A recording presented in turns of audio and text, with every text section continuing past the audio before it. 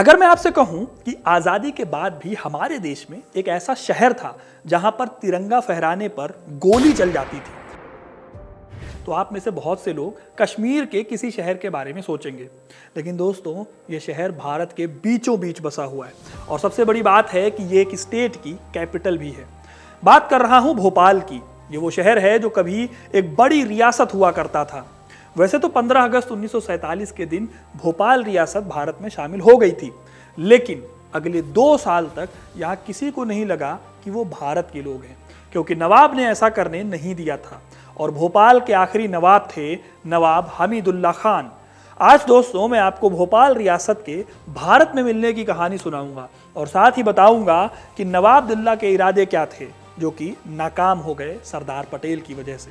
तो वीडियो को अंत तक जरूर देखिएगा, क्योंकि अपना इतिहास नहीं जानोगे तो खुद को कैसे पहचानोगे। भोपाल में नवाबी शासन की स्थापना साल 1707 में दोस्त मोहम्मद खान ने की थी। उसके बाद साल 1926 तक यहाँ पर 4 बेगमों ने सत्ता संभाली और फिर 1926 में यहाँ के नवाब बने हमीदुल्ला खान। वही यहाँ के आखिरी नवाब थे और उनके ही दौर में भोपाल को लेकर वो सारी घटनाएं हुई जो मैंने अभी आपको वीडियो की शुरुआत में बताई थी। दोस्तों, हमीदुल्ला के बारे में कहा जाता है कि वो काफ़ी पढ़े लिखे नवाब थे और उनके दोस्त भारत की राजनीति में दखल देने वाले कई बड़े लोग थे। 1929 में जब महात्मा गांधी भोपाल आए थे तो नवाब ने उनके स्वागत में पूरे महल को खादी से ढक दिया था। गांधी नवाब की इस खातिरदारी से इतने खुश हुए थे कि भोपाल के बेनजीर मैदान में उनकी तारीफों के पुल भी बांधे थे। भारत के वायसराय और गवर्नर जनरल माउंटबेटन और साथ ही साथ मोहम्मद अली जिन्ना उनके बहुत अच्छे दोस्त थे। नवाब मुस्लिम लीग के एक्टिव मेंबर थे। जिन्ना के साथ उनकी दोस्ती और वफादारी के किस्से पूरे देश भर में सुने और सुनाए जाते थे। जब 1930 में गोलमेज सम्मेलन हुआ तो उन्हें मुस्लिम लीग ने अपना एक डेलीगेट बनाया था। इस तरह से नवाब की अपनी पहचान थी। यही नहीं, वो 1942 से लेकर 1945 तक चैम्बर ऑफ प्रिंसेस के चांसलर भी थे। ये चैम्बर दोस्तों रियासती राजाओं का ग्रुप हुआ करता था। जब देश की आज़ादी का वक्त आया तब नवाब ने चांसलर के पद से तो इस्तीफा दे दिया, लेकिन रियासतों की आज़ादी के लिए आवाज़ उठानी शुरू कर दी। एक तरफ जहां माउंटबेटन ने रियासतों से कहा कि वो चाहे तो भारत से मिले या पाकिस्तान से, या फिर वो चाहे तो आज़ाद भी रह सकते थे, वहीं दूसरी तरफ नवाब भोपाल ने रियासतों को भड़काया कि आज़ाद रहने में ही भलाई है। हालांकि उस वक्त दोस्तों इंडिया की कई रियासतों ने भारत के विलय पत्र पर दस्तखत कर दिए थे, लेकिन जूनागढ़, हैदराबाद जैसे रियासतों ने ऐसा करने से मना कर दिया। जूनागढ़ ने जहां पाकिस्तान के साथ मिलने का दावा किया तो वहीं हैदराबाद ने कहा कि वो आज़ाद रहना चाहता है। इन सभी के बीच भोपाल के नवाब को भी फैसला लेना था। हमीदुल्ला खान जिन्ना की सोच को मानते थे।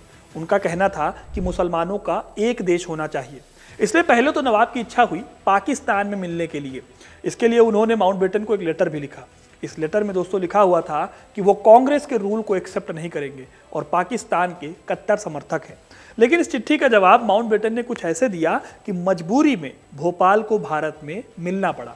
उन्होंने इस लेटर में लिखा, no ruler could run away from the dominion closest to him. इसका मतलब था कि देश की आज़ादी के बाद आप अपने पड़ोसी देश से नहीं भाग सकते, यानी कि आप अपने से बहुत दूर वाले देश का हिस्सा नहीं बन सकते। इस तरह दोस्तों नवाब को समझ आ गया कि भोपाल को वो पाकिस्तान में तो नहीं मिला सकते। इसके साथ ही वो ये भी देख रहे थे कि उनके आसपास की रियासतें भी भारत में मिलने को तैयार हो गई थी। ऐसे में वो एक इंडिपेंडेंट स्टेट नहीं बने रह पाएंगे। इसलिए नवाब के सामने अब मजबूरी थी, अब उनको साइन करना ही था। अब दोस्तों ऐसे में भोपाल के नवाब ने एक चालाकी की। उन्होंने लेटर पर साइन करने के लिए माउंटबेटन से 10 दिन का वक्त मांगा। जब पटेल को माउंटबेटन ने यह बात बताई तो पटेल इसके लिए राजी नहीं हुए, लेकिन बीच का रास्ता निकालते हुए माउंटबेटन ने नवाब से 14 अगस्त के दिन साइन करने को कहा और कहा कि बाकी के दस्तावेजों पर साइन करने के लिए वो आगे टाइम ले ले। अब दोस्तों नवाब ने मजबूरी में साइन तो कर दिया, लेकिन उनके मन में अलग खिचड़ी पक रही थी। वो अभी इस जुगत में लगे हुए थे कि भोपाल आज़ाद हो जाए। 26 अगस्त 1947 के दिन इसीलिए भोपाल ने ऐलान तो कर दिया कि वो भारत में शामिल होने जा रहे हैं, लेकिन उसके बाद भी दोस्तों करीब 2 साल तक भोपाल में भारत का तिरंगा फहराने नहीं दिया गया। इस दौरान नवाब ने भारत से छुटकारा पाने के लिए एक एक करके चाल चलनी शुरू कर दी। सबसे पहले उन्होंने काम यह किया कि बैंक ऑफ बड़ौदा भोपाल में जो भी खजाना रखा हुआ था उसे कराची में शिफ्ट करा दिया। उनकी इस हरकत से बैंक ऑफ बड़ौदा दिवालिया होने की कगार पर आ गया। फिर उसके बाद हमीदुल्लाह ने अपने मंत्रियों की एक कैबिनेट बनाई और इस कैबिनेट में तय किया गया कि भोपाल का खुद का कॉन्स्टिट्यूशन होगा और साथ ही साथ अपना एक अलग झंडा भी होगा, यानी भोपाल के पास तिरंगे से अलग झंडा होगा। दोस्तों, जब ये सब चल रहा था तब भोपाल की जनता इससे अनजान थी कि वो क्या कर रहा है। उन्हें तो लगा था कि वो आज़ाद हो गए हैं और भारत उनका अपना देश है, लेकिन जल्दी ही उन्हें समझ आ गया कि नवाब कुछ तो खिचड़ी पका रहे हैं। जल्दी ही दोस्तों नवाब के मंसूबों के बारे में लोगों को पता चल गया, क्योंकि नवाब की पुलिस और अधिकारियों ने भारत के समर्थन वाले कामों पर रोक लगा रखी थी। दोस्तों, मेन दिक्कत नवाब के साथ ये थी कि भोपाल के नवाब भले ही मुस्लिम थे, लेकिन यहाँ की जनता थी हिंदू बहुल। इसलिए नवाब के अलग रहने की इच्छा जब सामने आई तो दिसंबर 1948 में भोपाल में एक बड़ा जन आंदोलन शुरू हो गया। इस वक्त नवाब हज के लिए गए हुए थे। ऐसे मौके पर शंकर दयाल शर्मा, भाई रतन कुमार गुप्ता जैसे नेताओं के नेतृत्व में भोपाल के विलय के लिए विलीनीकरण आंदोलन शुरू हुआ। इस आंदोलन में जहां भी नवाब के झंडे दिखते थे, जनता उन झंडों को उखाड़ना शुरू कर देती थी और तिरंगा लगा देती थी। अब जैसे जैसे आंदोलन ने जोर पकड़ा, वैसे वैसे ही नवाबी जो व्यवस्था थी उसने इसे कुचलने की कोशिश भी की।